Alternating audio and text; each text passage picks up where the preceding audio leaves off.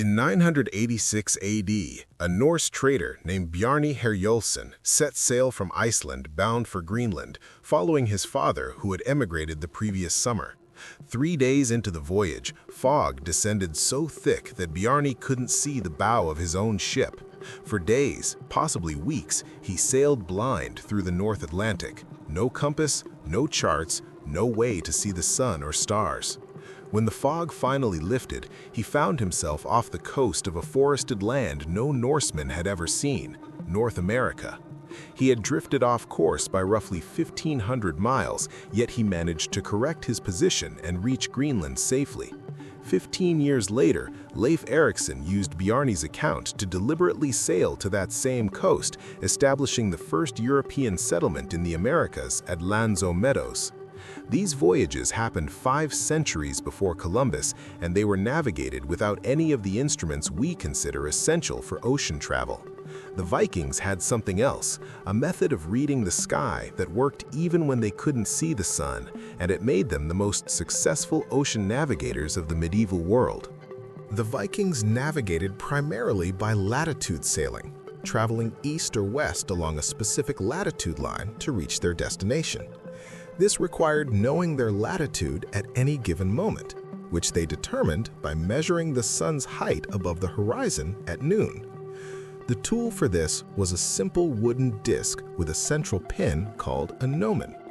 The navigator would float the disc in a bowl of water to level it, then watch the shadow cast by the pin as the sun moved across the sky. At solar noon, when the sun reached its highest point, the shadow would be shortest.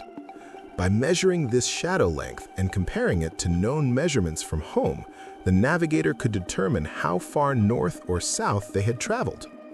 This method worked with surprising precision. A skilled Viking navigator could determine latitude to within 20 to 30 miles, accurate enough to find Iceland, a relatively small target in a very large ocean, or to maintain a course parallel to the Norwegian coast while staying far enough offshore to avoid hazards. The Vikings had mapped the latitudes of all their major destinations through generations of observation. They knew that Bergen in Norway and the southern tip of Greenland sat at roughly the same latitude, about 60 degrees north. To reach Greenland from Norway, a navigator would sail north or south until the noon sun shadow matched Bergen's latitude, then turn west and sail straight across, maintaining that latitude until they sighted land. The elegance of this system was its simplicity. It required no complex calculations, no written tables of numbers, just direct observation and comparison. A navigator carried in his head the shadow lengths for various destinations, learned through apprenticeship and experience. The method was self-correcting. If you drifted north or south, the changing shadow length would tell you immediately, allowing course correction before you strayed far off track. But latitude sailing had one critical limitation. It only worked when you could see the sun. In the North Atlantic, clear skies are the exception rather than the rule. Fog, overcast, and storms could hide the sun for days at a time. This is where the Vikings' most remarkable navigation tool came into play. Medieval Icelandic sagas mention a mysterious navigation aid called a solarstein, Sunstone.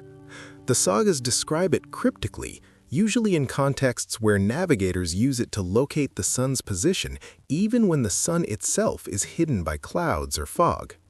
For centuries, historians assumed this was either mythological or a reference to some kind of magnetic compass, despite the fact that magnetic compasses weren't used in Europe until at least the 12th century, well after the Viking Age. In 1967, a Danish archaeologist named Thorkild Ramskau proposed a radical theory. The Sunstone was a piece of calcite crystal, specifically Icelandic spar, which has a peculiar optical property called birefringence. When light passes through calcite, it splits into 2 rays that travel at slightly different speeds through the crystal. This creates a double image. You see 2 of everything when looking through it. More importantly, The intensity of these two images changes depending on how the crystal is oriented relative to polarized light. Sunlight becomes polarized when it passes through the atmosphere. The light waves align in a specific direction related to the sun's position. Even when the sun is hidden behind clouds or just below the horizon, this polarization pattern remains detectable. By rotating a calcite crystal and watching how the two images brighten or dim relative to each other, a navigator could determine the direction of polarized light and thus the sun's position even without seeing the sun itself. This sounds too clever to be real, the kind of sophisticated optical physics that shouldn't be possible with medieval technology. But calcite crystals are common in Iceland. Miners and shepherds would have encountered them regularly and noticed their strange double vision effect. The leap from "this stone does something weird with light" to "this can help us find the sun" requires experimentation and observation, not advanced scientific theory. The Vikings were expert observers of natural phenomena because their survival depended on it. In 2011, researchers at the University of Rennes in France built a device that simulated Viking navigation using calcite crystals. They tested whether a navigator could accurately determine the sun's position under various sky conditions using only the crystal's optical properties. The results were striking. Even under completely overcast skies, navigators using calcite could locate the sun's position to within a few degrees, accurate enough for practical navigation. The method works because polarized skylight follows predictable patterns. The maximum polarization occurs 90 degrees away from the sun's position, forming a band across the sky. By scanning different parts of the sky with the crystal and noting where the double images appear strongest or weakest, a navigator can map this polarization pattern and work backward to determine where the sun must be. The process takes practice and skill. The differences in image intensity can be subtle, but it's entirely feasible with training. Further evidence came from a 2013 discovery. Archaeologists excavating a 16th century English warship that sank off the Channel Islands found a calcite crystal among the navigation instruments, carefully stored in a wooden box near other navigation tools. This was 3 centuries after the Viking Age, suggesting that calcite navigation remained in use long after the Vikings themselves disappeared. The crystal's presence on a ship with other known navigation instruments strongly suggests it served a navigational purpose rather than being simple mineral cargo. The Sunstone wasn't the Vikings' only method for navigating without direct sunlight. They also relied on extensive knowledge of atmospheric optics and weather patterns. Vikings learned to read subtle gradations in sky brightness that modern people, accustomed to relying on instruments, barely notice. Even under complete cloud cover, the sky is slightly brighter in the direction of the sun. Not enough for casual observation, but detectable if you know what to look for and train yourself to see it. They also tracked cloud formations and wind patterns. Certain cloud types form in predictable positions relative to the sun. Lenticular clouds, for instance, often form perpendicular to prevailing winds, which correlate with latitude in the North Atlantic. Waves and swells maintain their direction for long periods, even when wind changes, providing another directional reference. Vikings learned to read the ocean's surface like a book, interpreting subtle patterns that GPS-dependent modern sailors never learned to see. Animal behavior provided additional clues. Certain seabirds fly in patterns related to the sun's position.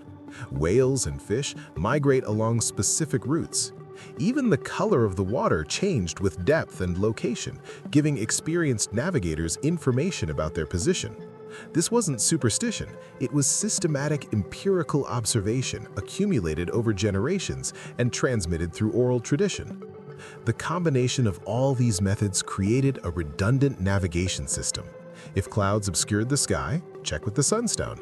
If the Sunstone reading is ambiguous, watch the wave patterns. If you're unsure about wave patterns, observe bird behavior. No single method was perfect, but together they provided enough information to navigate successfully across thousands of miles of open ocean. Viking navigation knowledge was oral and experiential, not written. A young navigator learned by sailing with experienced masters, watching, asking questions, and gradually building the perceptual skills needed to read subtle environmental cues. This apprenticeship system worked well for maintaining knowledge within a living tradition, but made the knowledge vulnerable to disruption. When Viking culture declined in the 12th and 13th centuries, this navigation knowledge began to disappear. The last major Viking voyages to North America probably occurred in the early 14th century. By then, European navigation was shifting toward written charts, magnetic compasses, and eventually astronomical tables and astrolabes. These new methods were more easily documented and taught from books, making them more scalable, but also more dependent on instruments that could fail or be lost. The irony is that Viking methods were more robust in some ways than the instrument-based navigation that replaced them. A sunstone can't break, doesn't need calibration, and works anywhere regardless of magnetic variation. The skills of reading sky brightness and wave patterns require no equipment at all. They're built into the navigator's perception, but they take years to develop and can't be learned from a manual. Modern sailors using GPS face a similar vulnerability. GPS is extraordinarily accurate and easy to use, but it's completely dependent on satellites, electrical power, and functioning electronics. When GPS fails through equipment malfunction, battery death, or signal loss, most modern sailors are effectively blind. They haven't developed the observational skills that Vikings considered basic competence. We've traded resilience for convenience. Viking navigation succeeded through systematic observation of natural phenomena, specialized tools that exploited optical physics without understanding the underlying theory, and a cultural system for transmitting complex perceptual skills across generations. The Sunstone method for finding the sun through clouds demonstrates something important. Sophisticated technology doesn't require scientific theory. The Vikings didn't need to understand polarization or birefringence. They just needed to notice that certain crystals behaved predictably in relation to hidden sunlight and develop techniques to exploit that behavior. This points to a broader pattern in historical technology. Many pre-modern methods worked not because ancient people were scientifically advanced, but because they were skilled observers who paid attention to subtle patterns and tested solutions empirically over long periods. Modern technology often provides better results with less skill required, but this comes at a cost. We lose the observational abilities and environmental awareness that made traditional methods work. GPS can tell you exactly where you are, but it can't teach you to read the sky, sense wave patterns, or navigate by sunstone when your electronics fail. The Vikings possessed something we've traded away: the ability to find their way using nothing but natural phenomena and practiced skill. That knowledge isn't primitive, it's just different, and in some circumstances, more reliable than what replaced it.